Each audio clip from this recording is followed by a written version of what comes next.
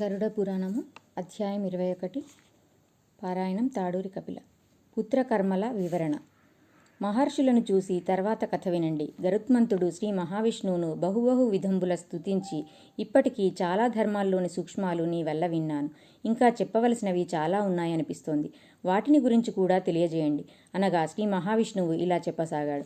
ఓ పక్షిరాజా, లోగడ చెప్పిన విషయాలే మళ్ళీ చెప్పవలసి ఉంది.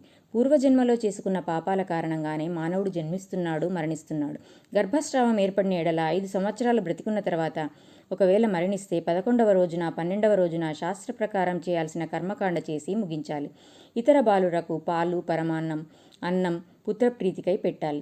అటువంటి బాలుర విషయంలో వృషోత్సర్జనాలని, ఇతర దానాలను చేయాల్సిన పని ఎంతమాత్రం లేదు.